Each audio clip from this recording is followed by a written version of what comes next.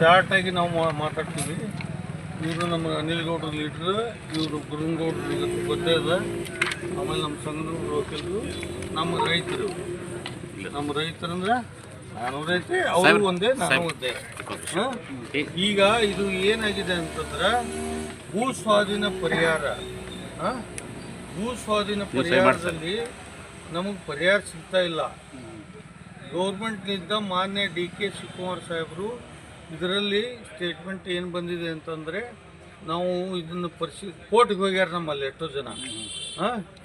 ಕೋರ್ಟ್ಗೆ ಹೋಗಿದ್ದಕ್ಕೆ ಪರಿಹಾರ ಜಾಸ್ತಿಗೆ ನಾವೇನು ಮಾಡ್ಲಿಕ್ಕೆ ಸಾಧ್ಯ ಇಲ್ಲ. ನ್ಯಾಯಾಧೀಶರು ಮಾಡ್ಯಾರ. ನ್ಯಾಯಾಧೀಶರು ನಮ್ಮ ರೈತರು ಪಾಟಾಗಿ 2 ಎಕರೆ ಬಂದಾವ ಎಲ್ಲರಿಗೆ. ಒಬ್ಬೊಬ್ಬಗ ರೈತಗ 2 ಎಕರೆ, ನನ್ನಂತವೇ ಬಂದಾವ 2 ಎಕರೆ. 2 ಎಕರೆದಾಗ 2 ಎಕರೆ ಹೋಗ್ಯದ. ಅದಕ್ಕೆ ದಯವಿಟ್ಟು ನೀವು ಪರಿಹಾರಕ್ಕೆ ನೀವು ಅಡ್ಡಿಪಡಿಸ್ಬೇಡ್ರಿ. ನೀವು ಇದನ್ನು ನಮಗೆ ಪರಿಹಾರ ಬಿಡುಗಡೆ ಕೋರ್ಟ್ನಿಂದ ಒಂದಿಷ್ಟು ಆದೇಶ ಆಗ್ಯಾವ, ಒಂದಿಷ್ಟು ಆದೇಶ ಆಗಿಲ್ಲ. ಕೋರ್ಟ್ನಾಗ ನಡೆದ ಅದಕ್ಕೂ ಅಡ್ಡಿಪಡಿಸ್ಬೇಡ್ರಿ. ಆದೇಶ ಆಗಿದ್ದನ್ನು ಹಣ ಬಿಡುಗಡೆ ಮಾಡಬೇಕು. ಆಯ್ತು. ಇದನ್ನು ನೀವು ದಯವಿಟ್ಟು ಸಚಿವರ ಗಮನಕ್ಕೆ ತರಬೇಕು. ಮತ್ತೆ ಯಾರೇ ಮಾತಾಡೋದಿದ್ರೆ ರೈತರು ಮಾತಾಡ್ಬೋದು. ಸುತ್ತಮುತ್ತಲ ರೈತರ ಮನವಿಯನ್ನು ಮಾಡಿಕೊಳ್ಳಕ್ಕೆ ಬಂದಿದ್ದು GD ಆಫೀಸಿಗೆ, ಡಿಸ್ಟ್ರಿಕ್ಟ್ ಜಿಲ್ಲಾಧಿಕಾರಿಗಳಿಗೆ. ಈಗ ಪ್ರಭಾತ್ ಪೇರೆ ಪರವಾಗಿ ಜಿಲ್ಲಾಧಿಕಾರಿ ಕಚೇರಿಗೆ ಮನವಿಯನ್ನು ಸಲ್ಲಿಸಿದಾಗೆ, ಈಗ ರೈತರ ಹೋರಾಟದ ಉದ್ದೇಶ ಏನಪ್ಪ ಅಂತಂದ್ರೆ, ರೈತರು ತಮ್ಮ ಕೃಷ್ಣಾ ಮೇಲ್ದಂಡೆ ಯೋಜನೆಯಲ್ಲಿ ಕೆನಾಲ್ಗಳು ಹೋಗ್ಯಾವ. ಸಣ್ಣ 1 ಎಕರೆ ಹೋಗಿರ್ಬೋದು, 20 ಗುಂಟೆ ಹೋಗಿರ್ಬೋದು, 40 ಗುಂಟೆ ಹೋಗಿದ್ದು. ಈಗಾಗಲೇ ಯಾವುದೂ ಒಂದು ಪೈಸಾ ರೊಕ್ಕ ಇನ್ನೂವರೆಗೆ ಕೊಟ್ಟಿಲ್ಲ. ರೈತರು 7-8 ವರ್ಷಗಳಿಂದ ಕೋರ್ಟ್ ಆದೇಶ ಆದರೂ ಕೊಟ್ಟಿಲ್ಲ. ಈಗ ಹಾಡ್ಲಾಕತ್ತರೂ ಪರಿಹಾರವೂ ಕೊಟ್ಟಿಲ್ಲ. ಮುಗ್ಧ ರೈತರಿಗೆ ಪರಿಹಾರ ಕೊಡ್ತೀನಿ ಅಂತೇಳಿ ಹಾಗೆ ಕೆನಾಲ್ಗಳನ್ನು ಹಡ್ಯಾರ. ಅವ್ರಿಗೆ ಸಹ ಪರಿಹಾರ ಕೊಟ್ಟಿಲ್ಲ.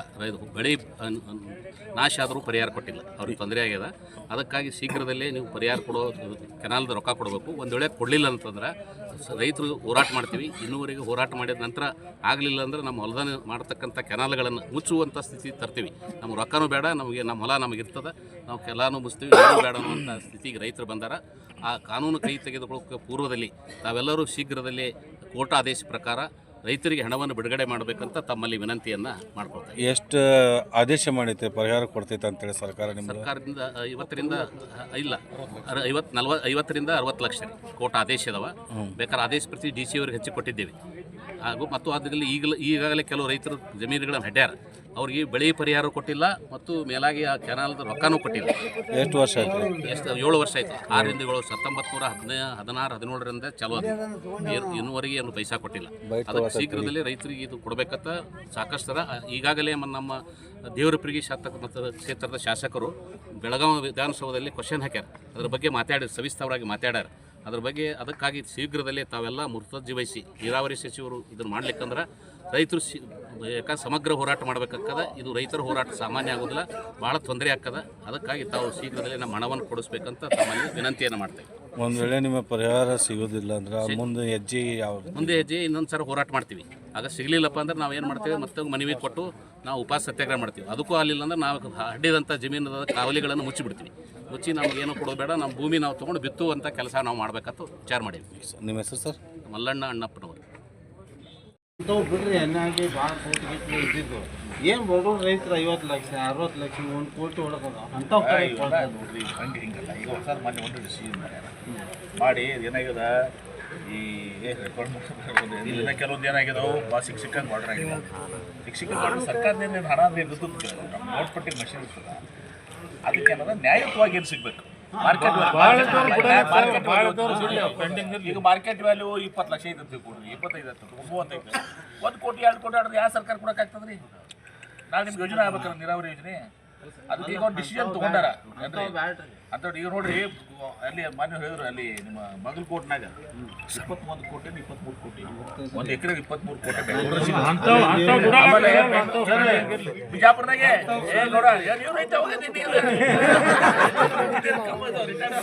ಸಾಹೇಬ್ರ ಹಿಂದೊಂದು ತಾವು ಇದ್ದಾಗ ನಮ್ಮ ಬಿಜಾಪುರನಾಗ ನಾವು ಹಿಂದಿದ್ದಾಗ 11 ಕೋಟಿ 80 ಲಕ್ಷ ಆಗಿದೆ. ನಾನು ಮನೆ ಐತ್ಲ ಮನಿನ ಕೊಡ್ತೀನಿ ಪಾರ ಕೊಟ್ಟು ಕೊಡೋದು ಹಿಂದೆ ತಾವು ಇದ್ದಾಗ ಮಾಡಿದ್ರೆ ನಮ್ಮ 2 ಎಕರೆ ಅದ 11 ಕೋಟಿ 2 ಎಕರೆ ಕೊಡ್ತಾರೆ. 20 ಗುಂಟೆ 10 ಗುಂಟೆ ಅವಾರ್ಡ್ ಕಾಪಿನೂ ಕೊಡ್ಲಾರ ಮುಳವಾಡ 3ನೇ ಹಂತದ್ರಿ. ಮುಳವಾಡ 3ನೇ ಹಂತದ್ರಿ.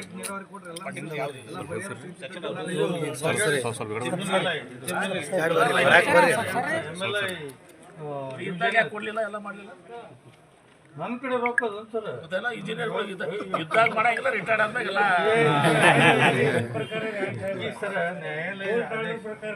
ಅವರು 20 ಗುಂಟೆ ಕೋರ್ಟ್ ಆರ್ಡರ್ ನ್ಯಾಯಯುತವಾಗಿದ್ರೆ ಮಾಡ್ತದ.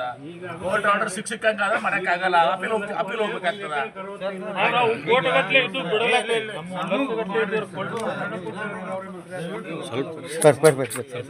ನಿಮ್ಮ ಜನಗಳ ಹೆಸರು ಅಲ್ಲ ಒಂದ್ ಮಿನಿಟ್ ಸರ್ ಏನದಾವಲ್ಲ ಭಾಳ ಅವಾರ್ಡ್ ಆಗಿದ್ದು ಕೊಡ್ಬೇಡ್ರಿ ನೀವು. ಯಾವ ಜಿನೇನ್ ಅದಾವು ನ್ಯಾಯಯುತವಾಗಿ ಇದ್ರ ಪ್ರಕಾರ ನಾವ್ ಏನ್ ಇದು ಮಾಡಿವಲ್ಲ ಅದ್ರ ಪ್ರಕಾರ ಹೇಳ್ತಾರೆ ಅವಕ್ಕೆಲ್ಲ ಕೋರ್ಟ್ ಆದೇಶ ಆಗಿತ್ತು ಕೊಡ್ರಿ ಸರ್. ಕೋರ್ಟ್ ಆದೇಶ ಸಿಕ್ಕಂಗ ಇದು ಕೊಡಂಗಿಲ್ಲ. ಅವು ಬೇರೆ 65 ಲಕ್ಷ ಆಗ್ಯಾವ್ರಿ ಸರ್. ಬಿಡ್ರಿ 20 ಗುಂಟ 10 ಗುಂಟ 2 ಎಕರೆ ಯಾರು ಆಗ್ಯಾವ್ರಿ ದೊಡ್ಡವ್ರು ಆಗ್ಯಾವ ಸಣ್ಣ ಪುಟ್ಟ ರೈತರು ಸಾಹೇಬ್ರ ಇವು ಸಣ್ಣ ರೈತರು ಇವೆಲ್ಲ ಸಣ್ಣ ರೈತರು ರೀ.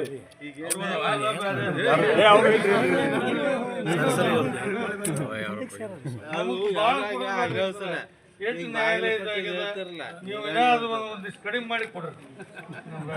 ನೀರಾವರಿ ಸಚಿವರು ನೀವೇ ಯಾರು ಸಾಹೇಬ್ರು ಅಂದ್ರೆ ನಮಗೆ ಅನುಕೂಲ ಆಗ್ತದೆ ನಮ್ಮ ಜಿಲ್ಲಾ ಬಿಲ್ ಪಾಸ್ ಯಾವ್ದು ಅದು ಇದು ಒಂದೇನಾ ಎರಡು ಒಂದೇ ಸರ್ ಸರ್ ಇದು ಬಾಗಲಕೋಟೆ ಬಿಲ್ ಹೊಳೆ ಕಳಿಸ್ತಾರೆ. ಅದು ಏನಾಗಿತ್ತು ಗೊತ್ತಿಲ್ಲ, ಹೊಳೆ ಕಳಿಸ್ಯಾರ.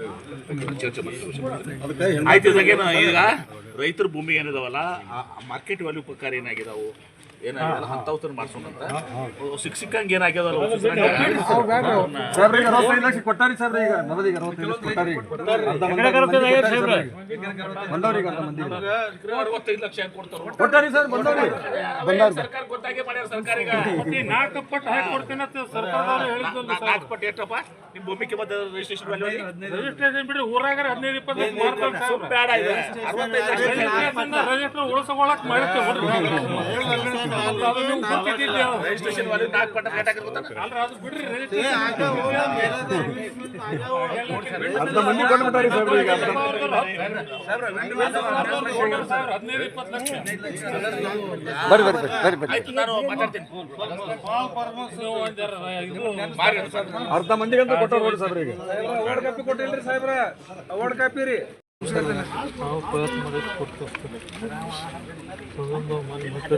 ನಮಸ್ಕಾರ ರೀ. ಈಗ ನಿಮ್ದೇ ಇದು ನೀವು ಓಡಿ ಬಂದಿ ಮತ್ತೆ ನೀವು ಏನು ನಮ್ಗೆ ಏನು ಕೇಳಿದ್ರಿ ಕಿವಿ ಹೇಳಿ.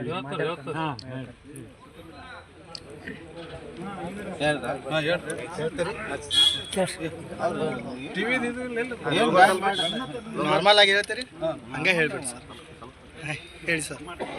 ಏನಿಲ್ಲ, ಕುದುರೆ ಸಾಲುವಡಿಗೆ ಹಾಗೂ ಸುತ್ತಮುತ್ತಲಿನ ಹಳ್ಳಿ ರೈತರು ಇವತ್ತು ಏನು ಜಿಲ್ಲಾ ಅಧಿಕಾರಿಗಳಿಗೆ ಹಾಗೂ ನಮ್ಮ ಮಂತ್ರಿಗಳಿಗೆ, ಉಸ್ತುವಾರಿ ಮಂತ್ರಿಗಳಿಗೆ ಮನವಿಯನ್ನು ಕೊಟ್ಟಿದ್ದಾರೆ.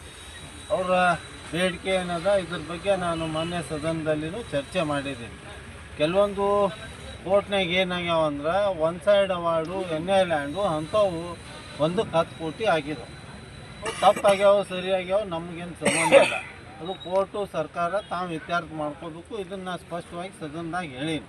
ಈಗ ಏನು ಆ್ಯಕ್ಚುಲಿ ನಮ್ಮ ರೈತರು ಏನು ಕಾಲುವೆ ಸಂಬಂಧ ಜಮೀನು ಕಳ್ಕೊಂಡಾರ ಅಂಥವ್ರಿಗೆ ಅವಾರ್ಡ್ ಆಗಿ ಕೋರ್ಟ್ದಿಂದ ಎಲ್ಲನೂ ಆಗ್ಯದ.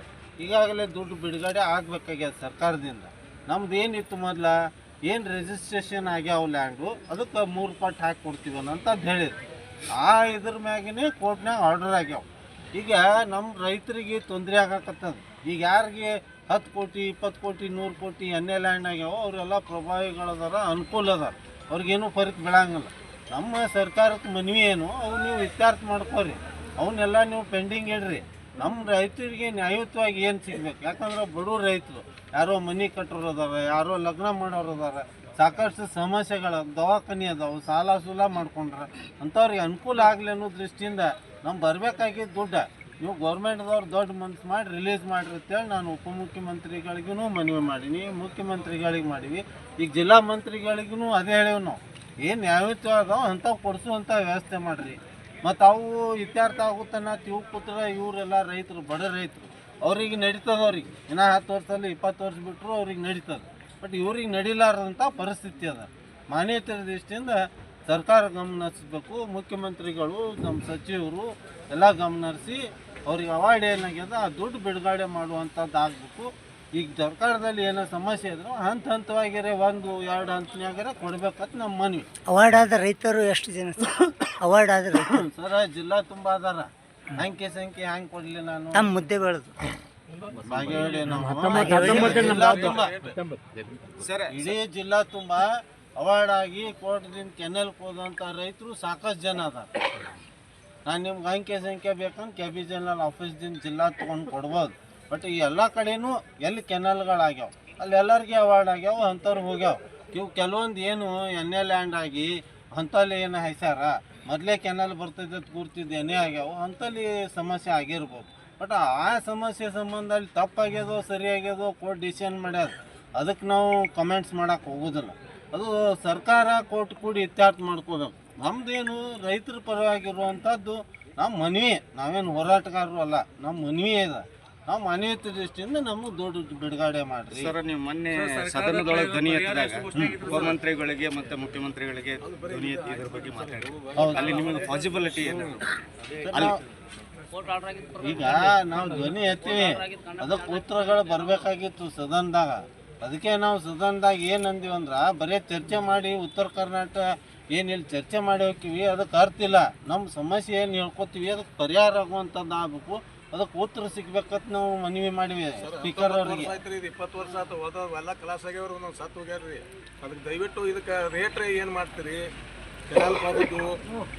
ಈಗ ನೋಡ್ರಿ, ಈಗ ಏನು ಮುದ್ಗಡೆ ಹಾಕೋ ಬಾಗಲಕೋಟೆ ಜಿಲ್ಲಾದಾಗ ಎಲ್ಲ ರೈತರು ನಾಯಕರು ಕೂಡಿಸ್ಕೊಂಡು ಎಲ್ಲ ಸಚಿವರು ಕೂಡಿ ಅಲ್ಲಿ ಏನು ಈಗೇನು ನಾವು ಆಲ್ಮಟ್ಟಿ ಎತ್ತರ ಏರಿಸ್ತೀವಿ 524.25 ಏನು ಮಾಡ್ತೀವಿ, ಅದಕ್ಕೆ ಏನು ಮುರುಗಡೆ ಹಾಕಾವು. ನೀರಾವರಿ ಇದ್ದ ಜಮೀನಿಗೆ 40 ಲಕ್ಷ, ಒಣಬೇಸಾಯ ಇದ್ದ ಜಮೀನಿಗೆ 30 ಲಕ್ಷ ಇತ್ಯರ್ಥ ಆಗ್ಯದ. ಅದಕ್ಕೆ ನೀವು ಮತ್ತೆ ಕೋರ್ಟಿಗೆ ಅದು ಯಾರು ಹೋಗೋಂಗಿಲ್ಲ ರೈತರು.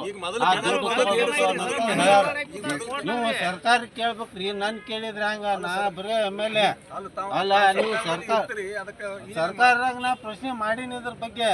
ಅಲ್ಲಿ ರೈತರು ಒಪ್ಕೊಂಡ್ರ ನೀವು ಕೇಳೋ ಪ್ರಶ್ನೆ ನನಗೆ ಅರ್ಥ ಆಗೋಲ್ತು. ಈಗ ಹಿನ್ನೀರಿನಿಂದ ಆಲಮಟ್ಟಿಗೆ ಹೋಗೋದು 30-40 ಆಗೈತೆ ಸಾಹೇಬ್ರೆ, ಅದೇನು ನೋ ಪ್ರಾಬ್ಲಮ್. ಹಿಂದೆ ಕೆನಾಲ್ ಹೋದದನ್ನ ರೇಟ್ ಮತ್ತೆ ಅದನ್ನೇ ಹೇಳಕತ್ತೀವಲ್ರಿ, ಈಗ 30-25 ಅಂತ ಅದರದಲ್ಲ. ಈಗ ಮುಂದೆ ಏನು ಕೆನಲ್ ಹೋಗ್ತಾವು ಅದಕ್ಕ ಏನು ಒಂದು ಡಿಸಿಷನ್ ಮಾಡ್ಯಾರ ಅಂದ್ರ ನಾವು ಎಲ್ಲಾರು ಕೂಡಿ ಮುಂದ್ ಕೆನಲ್ಗೆ ಏನು ಜಮೀನ್ ಹೋಗ್ತಾವ. ಈಗ ಅವರು ಭೂಮಿ ಕಳ್ಕೊತಾರ, ಹೇಳ್ತೀನಿ ಕೇಳ್ರಿ. ಅವರು ಈಗೇನು ಮುಂದ್ ಕೆನಲ್ಗೆ ಹೋಗ್ತಾವ, ಅವರು ಭೂಮಿ ಕಳ್ಕೊತಾರ ರೈತರು. ಆ ಕಳ್ಕೊಂಡವ್ರಿಗೆ 30 ಲಕ್ಷ 40 ಲಕ್ಷ ಬರ್ತದ. ನಾವು ನೀರು ಉಪಯೋಗ ಮಾಡಿಕೊಂಡು ಸದ್ಬಳಕೆ ಮಾಡ್ಕೋತೀವಿ, ನಮಗೆ ಲಾಸ್ ಆಗಂಗಿಲ್ಲ. ಅದಕ್ಕೆ ನಮಗೆ ಬೇಕಂದ್ರೆ ನೀವು ಎಕರೆಕ್ಕೆ 25 ಕೊಡೋದು ಕೇಳುವಾಗ ಮುಂದಿನ ಕೆನಾಲ್. ಈಗೇನು ಸರ್ಕಾರ ಒಂದು ಆದೇಶ ಮಾಡಿತ್ತು ಹಿಂದೆ, ಏನು ಸಬ್ ರಿಜಿಸ್ಟರ್ ವ್ಯಾಲ್ಯೂ ಏನು ಒಂದು ಖರೀದಿ ಆಗಿರ್ತದ, ಅದು ಹೆಚ್ಚಿನ ಖರೀದಿ ರೇಟ್ ಹಿಡಿದು 3 ಪಟ್ಟು ಕೊಡ್ತೀವಿ ಅಂತ ಹೇಳಿದ್ರು. ನಮ್ಗೆ ಅಟ್ಟೆ ಕೊಡ್ಲಿಕ್ಕೆ ಕೇಳಾಕತ್ತೀವಿ ನಾವು. ಸರ್ಕಾರ ಆದೇಶ ಏನು ಹಿಂದೆ ಮಾಡಿತ್ತು ಅದನ್ನೇ ಕೊಡೋದು ನಾವು ಕೇಳಾಕತ್ತೀವಿ. Okay sir, thank you sir. ರೈತರ ಹೋರಾಟದಲ್ಲಿ ಭಾಗಿಯಾಗಿ ಮಾತನಾಡ್ತಕ್ಕಂಥದ್ದು ಏನಪ್ಪ ಅಂದ್ರೆ, ಈಗಾಗಲೇ ನಮ್ಮದು 2016ರಲ್ಲಿ ನಮ್ಮ ಏರಿಯಾದಲ್ಲಿ ಕೆನಲ್ಗಳನ್ನು ಎಲ್ಲ ಅಡ್ಡ್ಯಾರ, ಅದರ ಪರಿಹಾರವನ್ನು ಇನ್ನೂ ಕೊಟ್ಟಿಲ್ಲ. ಯಾಕಂದ್ರೆ ಅನೇಕ ನಮ್ಮ ಸುತ್ತಮುತ್ತಲಿನ ಗ್ರಾಮದಲ್ಲಿ ಕೆಲವೊಂದು ರೈತರಿಗೆ ಪರಿಹಾರವನ್ನು ಘೋಷಣೆ ಮಾಡಿ ಅವ್ರ ಪರಿಹಾರವನ್ನು ಕೂಡ ಕೊಟ್ಟಿದ್ದಾರೆ. ಆದರೆ ಅನೇಕ ರೈತರಿಗೆ, ಹೆಚ್ಚಿನ ಪ್ರಮಾಣದ ರೈತರಿಗೆ ಪರಿಹಾರವನ್ನು ಕೊಟ್ಟಿಲ್ಲ.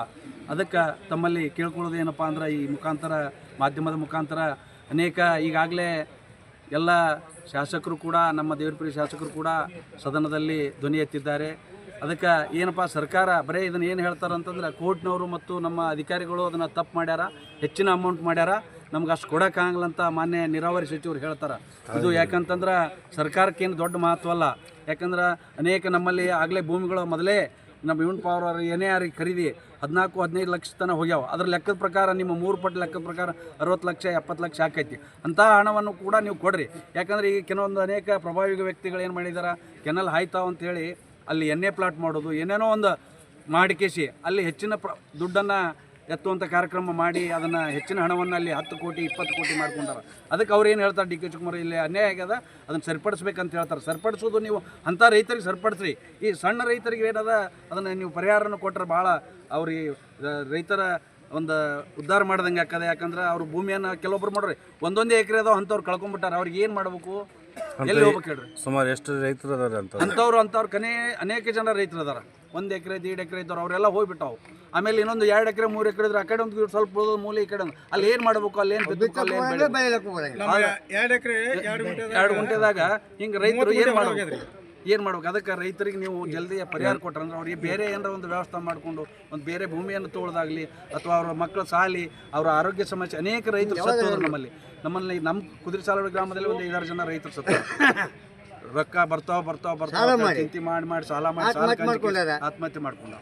ಅದಕ್ಕೆ ನೀವು ಸರ್ಕಾರ ಇದನ್ನು ಕೂಡಲೇ ಎಚ್ಚೆತ್ತುಕೊಂಡು ರೈತರ ಮುಖಾಂತರ ನಾವು ತಿಳಿಸೋದೇನಂದ್ರೆ, ನೀವು ಅಂಥ ವ್ಯಕ್ತಿಗಳ ಹಣವನ್ನು ಬೇಕಾದ್ರೆ ಪೆಂಡಿಂಗ್ ಇಡ್ರಿ, ಅದನ್ನು ತನಿಖೆ ಮಾಡಿಸ್ರಿ. ಆದ್ರೆ ನಮ್ಮ ರೈತರ ಹಣ ಏನದ ಯೋಗ್ಯ ರೀತಿಯಲ್ಲಿ ಬೆಲೆ ಮಾಡಿದಂಥ ಅಂಥ ರೈತರ ಹಣವನ್ನು ನೀವು ಜಲ್ದಿ ಕೂಡಲೇ ಕೊಡ್ಬೇಕಂತ ತಮ್ಮಲ್ಲಿ ಮನವಿಯನ್ನು ಮಾಡ್ತೀವಿ. ಏನಾರೇ ಕೊಡಲಿಲ್ಲ ಅಂದರೆ ನೀವೇನು ಮಾಡ್ತೀರಾ? ಉಗ್ರ ಹೋರಾಟ ಮಾಡ್ತೀವಿ ರೀ ಮುಂದಿನ ದಿನಮಾನಗಳಲ್ಲಿ. ಯಾಕಂದ್ರೆ ನಮ್ಗೆ ಬೇಕಲ್ಲ, ಜಯ ಬೇಕಲ್ಲ. ಎಷ್ಟು ದಿನ ಅಂತ ಕುಂದ್ರದು? 11 ವರ್ಷ ಆಯಿತು ನಮ್ಮ ಕೆನಲ್ ಆಗಿ ಕೊಡ್ತೇವೆ 5 ವರ್ಷ ಆಯ್ತು ಅವಾರ್ಡ್ ಆಗಿ. ಕೋರ್ಟ್ ಆದೇಶವನ್ನು ಪಾಲಿಸ್ತಾರೆ. 6 ವರ್ಷ ಆಯ್ತು ಕೋರ್ಟ್ ಆದೇಶವನ್ನು ಪಾಲಿಸೋದಿಲ್ಲ ಇವರು ಅಂದರೆ ಆಗಿದ್ದ ಸರ್ಕಾರ. ಕೋರ್ಟ್ ಆದೇಶ ಆಗಿಂದ ಕೊಟ್ಟು ಬಿಡ್ಬೇಕು ಅದನ್ನು. ಮತ್ತು ಕೋರ್ಟ್ ಆದೇಶ ಆದರೂ ಕೂಡ ಅದು ಸರಿಯಾಗಿಲ್ಲ, ಇದು ಆಗಿಲ್ಲ ಅಂತ ಹೇಳ್ಕೊತ ಉಡಾಪಿ ಉತ್ತರ ಕೊಟ್ಕೋತೋದ್ರಿ, ಸರಿಯಲ್ಲ. ಅದಕ್ಕೆ ಮುಂದಿನ ದಿನಮಾನಗಳಲ್ಲಿ ನಾವು ಉಗ್ರವಂತ ಹೋರಾಟವನ್ನು ಮಾಡ್ತೇವೆ ಅಂತೇಳಿ ತಮ್ಮ ಮಾಧ್ಯಮ ಮುಖಾಂತರ ಎಚ್ಚರಿಕೆಯನ್ನು ಕೊಡ್ತಾ ಇದ್ದೇವೆ. ನಿಮ್ಮ ಹೆಸರು? ಗುರುನಗೌಡ ಪಾಟೀಲ್, ಕುದುರೆಸಾಲವಾಡಿ.